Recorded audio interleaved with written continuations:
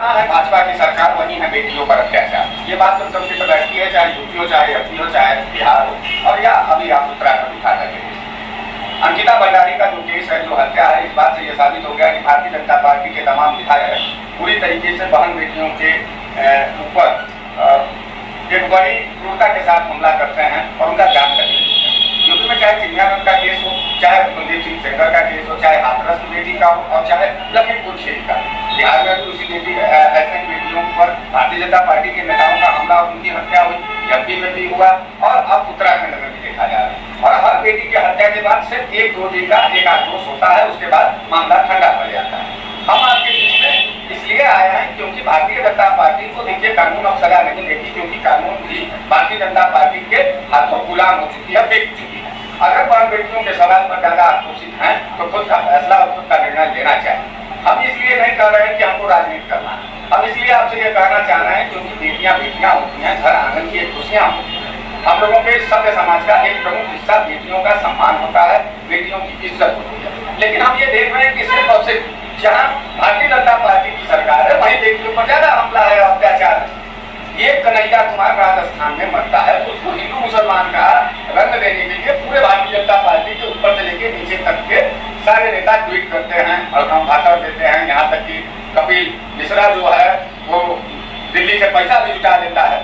लेकिन अंकिता भंडारी राजस्थान में अंकिता नाम की एक झारखंड में अंकिता नाम की एक बेटी का जब हमला होता है तो हमारे के विनय दुबे जी वहां जाते हैं, रिपोर्टिंग करते हैं और उसकी अभी खुलासा कराएंगे।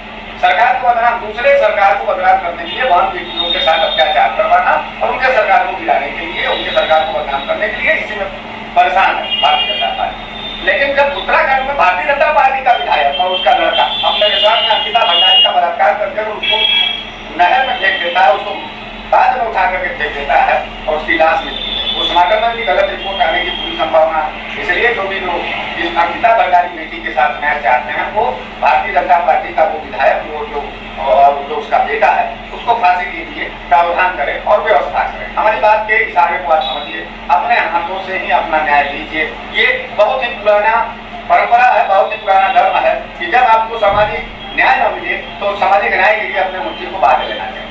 भारतीय जनता पार्टी के भी जितने नेता हैं चक्की चौराहे पर, चाहे यूपी हो, चाहे बिहार हो, चाहे एमपी हो, चाहे महाराष्ट्र हो, चाहे उत्तराखंड हो, इन सारे नेताओं को आप अपने घरों से बाहर निकलिए और इनका हाथ पकड़ लीजिए और पूछिए कि अंकिता भंडारी के प्रति आपका ट्वीट, आपका फेसबुक, आपका व्हाट्सएप क्यों नहीं चल रहा है। आप क्या अंकिता भंडारी इस देश की बेटी नहीं थी? क्या अंकिता भंडारी जो है उत्तराखंड की जो बेटी है उसके न्याय के लिए आपका दिल नहीं तड़प रहा है?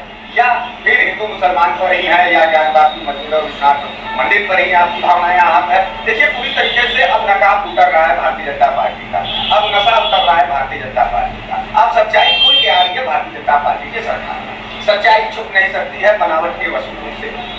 तो इस बात को आप समझिए कि भारतीय जनता पार्टी पूरी तरीके से अपना बेटी पढ़ाओ बेटी बचाओ का नारा देने के बजाय नरेंद्र मोदी जी बेटी पढ़ाओ बेटी बचाओ का जो नारा दिए थे, वह बेटी पढ़ाओ बेटी बचाओ का जो नीति है वो भारतीय जनता पार्टी के विधायक का जो फॉलो कर रहा है उसको पूरा करना है। हम तो आपसे यही कहेंगे, देखिए मैं तो एक जज्बाती नेता हूँ, राजनीति से बहुत ज्यादा हमारा ताल्लुकात है।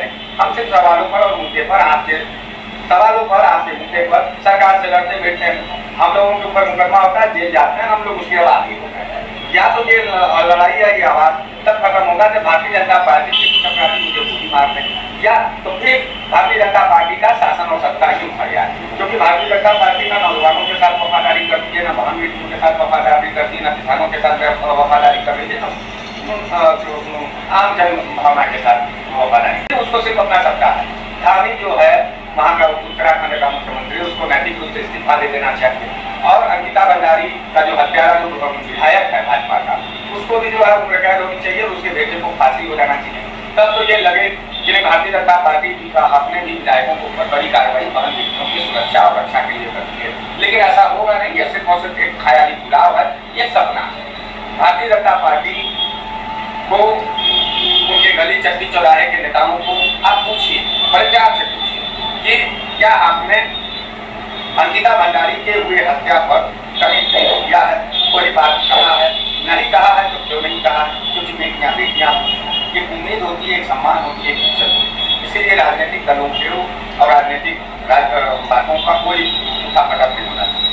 अंकिता भंडारी को न्याय दो, उसके जो भी आरोपी हैं उसको फांसी दो और उम्र कैद की सजा दो। इसी उम्मीद के साथ अंकिता भंडारी को हृदय से श्रद्धांजलि अर्पित करते हुए उनके बाबा विश्वनाथ से उनके आत्मा की शांति का प्रार्थना करता हूँ और उम्मीद करता हूँ कि ऐसा जघन्य अपराध भारतीय जनता पार्टी के विधायक, सांसद, बहन बेटियों के साथ न करें और आपका भी मानसिकता, आपकी भी आंखों की पट्टी भारतीय जनता पार्टी की जहरीली विचारधाराओं से खुले, आप सच्चाई को देखें और सच्चाई को देखते तो हैं लेकिन सच्चाई को समझें और सच्चाई को अपने दिल और मिजाज से उसका बदला लें ताकि एक सभ्य समाज, एक शानदार हिंदुस्तान का स्थापना हो। जय हिंद।